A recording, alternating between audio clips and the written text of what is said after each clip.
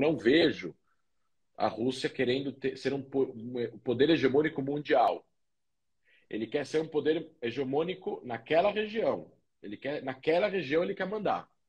Ele quer mandar nos territórios em volta dele, ele quer ter zonas que ele chama de buffer zones, né? Zonas tampão, para ele proteger. Ele morre de medo dessa... Eles se sentem muito vulneráveis com esse vasto território reto, sem montanhas, onde por terra uma força muito grande ocidental, se decidisse invadir agora a Rússia, invadiria e teria uma facilidade aí de chegar em locais como Moscou, São Petersburgo, onde está a maior parte da população russa. Então, acredito que na cabeça dele ele se sente vulnerável. Agora, dá para resolver essa sensação de vulnerabilidade com diplomacia? Dá. Mas existem aqui algumas questões morais e éticas. Por exemplo, o mundo ocidental, liderado por democracias, com o seu líder, os Estados Unidos, apesar de entenderem que negociações podem funcionar, eles não podem, de uma certa forma, tentar convencer a Ucrânia de não fazer alguma coisa que está dentro do escopo da sua liberdade soberana. Então, se a Ucrânia, por exemplo, quer entrar para a OTAN, é direito da Ucrânia entrar para a OTAN. Não está escrito em nenhum lugar que não pode. Mas no jogo político é complexo. O Egito, por exemplo, não pode colocar armas militares de grande porte dentro da Península do Sinai depois de ter assinado o acordo de paz com Israel. Esse é o acordo com Israel. Para colocar aviões ou tanques, eventualmente, hoje em dia, para combater o Estado Islâmico que está no Sinai, ou os jihadistas salafistas que ficam perambulando pelo Sinai, que já fizeram vários atentados, inclusive em hotéis, eles precisam coordenar com Israel que eles vão colocar um armamento bélico deles no território deles.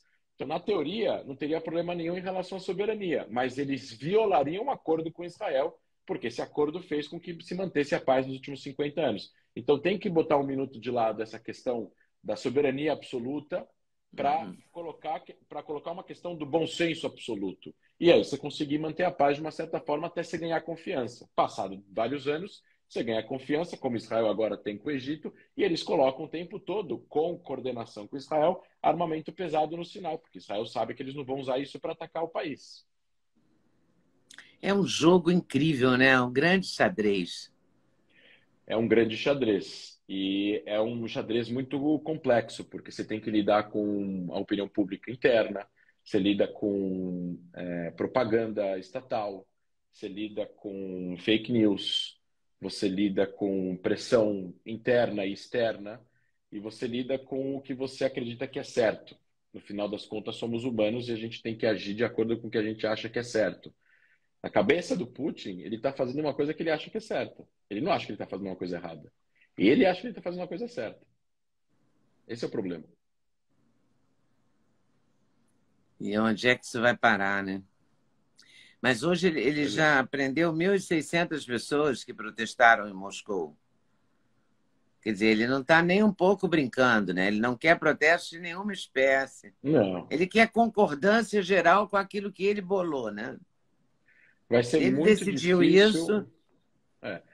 Vai ser muito difícil ele conseguir controlar absolutamente assim, a Rússia pode chegar até agora ondas de protestos de tal nível, se tiver do mesmo nível que teve na Ucrânia em 2014, e agora eu estou chutando um cenário hipotético, aonde ele não consiga controlar, e eventualmente, se ele não conseguir controlar e começar a matar a gente nesses protestos, a opinião pública e a opinião interna na Rússia pode chegar a derrubá-lo, porque ele pode perder os militares. Se ele perder os militares, ele perde. Mas ele é muito habilidoso.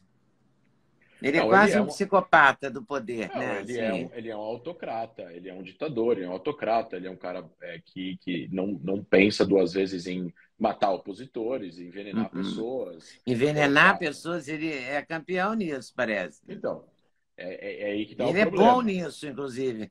Mas você não tem como... É muito difícil, assim, eu estou tentando agora imaginar um cenário de 30, 40 mil pessoas todos os dias em Moscou protestando, fechando ruas. O que a polícia vai fazer? Vai matar 30, 40 mil pessoas? No final das contas, não esqueça que policiais e soldados também têm amigos e famílias, etc, etc, e eles estão acostumados já com uma Rússia um pouco mais livre do que era na União Soviética. Não estou falando que vai acontecer alguma coisa que aconteceu na praça em Pequim, né? Uhum. Massacre e tudo mais. Agora, a China é um país muito mais controlado pelo Estado e fechado pelo Estado, pelo partido, do que a Rússia. Então, na China é bem. E a cultura chinesa de protesto contra o governo é muito limitada, porque eles nunca tiveram isso, eles nunca tiveram essa opção. A Rússia tem se transformado comparada com ela mesma, tá? Não comparada com outros países. Comparada com ela mesma, tem se tornado um país mais livre, não só na parte econômica, na parte de você ser livre, de você fazer o que você quer, de você ir para onde você quer, da hora que você quer, de falar coisas. Você tem jornais que são críticos ao governo, que eventualmente são fechados, você tem opositores políticos, você tem uma certa eleição lá que acontece a cada tanto. Agora ele conseguiu autorização para ser presidente até 2036. Mas existe uma relação de sociedade civil na Rússia mais elevada do que na China. E os russos mais ocidentalizados, eventualmente a parte ocidental da Rússia, talvez tenha já começado a desenvolver ideias mais democráticas do que ele mesmo quer aplicar na Rússia. Hoje o Bolsonaro foi à Rússia num momento muito infeliz, né? Assim, se...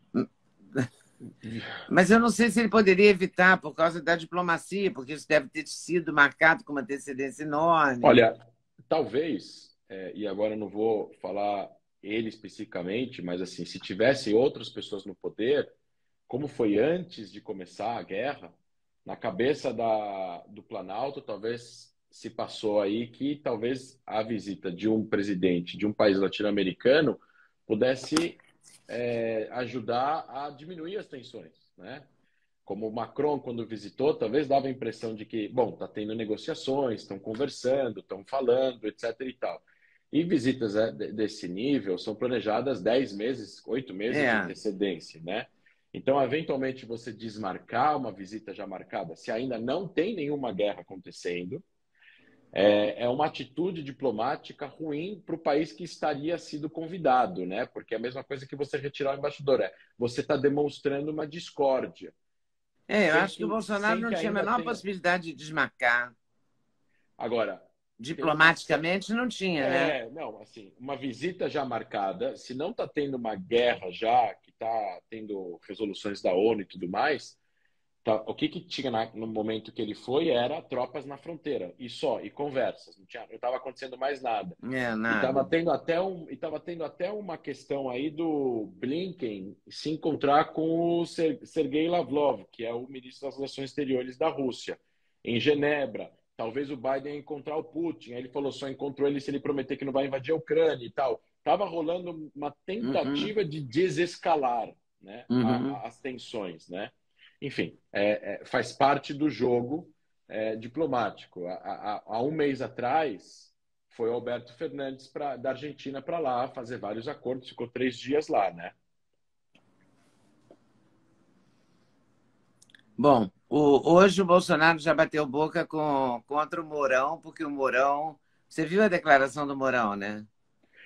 Eu vi, não costumo ficar comentando política brasileira, vi a declaração do Mourão, achei a postura dele correta, depois ele foi criticado, não sabia, está escrito em algum artigo da Constituição que esse assunto de política externa não é função do vice-presidente, é função do presidente e do seu O ministro de Bolsonaro Estado. disse isso, eu também não sabia, mas. Então, agora, como político e como uma pessoa minimamente responsável, o que ele falou, eu não estou falando se é correto ou não ele ter falado na parte protocolar Uhum, presidencial, mas o que ele falou está correto. Ele está correto no que ele falou, ele está correto na leitura dele.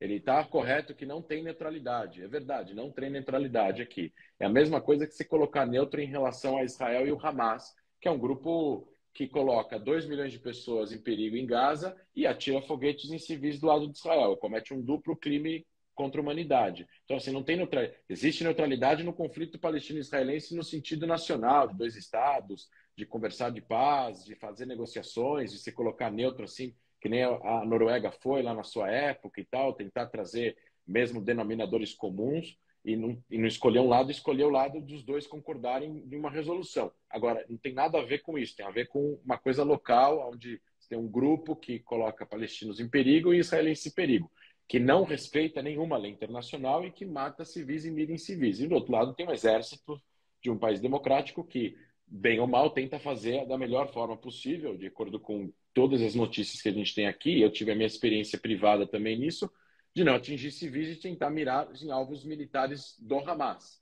Então não tem neutralidade aqui. A neutralidade aqui é a mesma coisa que ficar neutro em relação à Al-Qaeda e os Estados Unidos. Gostou do corte que você acabou de ver? Vale a pena conferir com certeza, né? Então vai conferir muitos outros cortes no canal de cortes Leda Nagli. É claro que a entrevista completa você vai conferir no YouTube Leda Nagli, canal Leda Nagli do YouTube. Você não pode perder de jeito nenhum.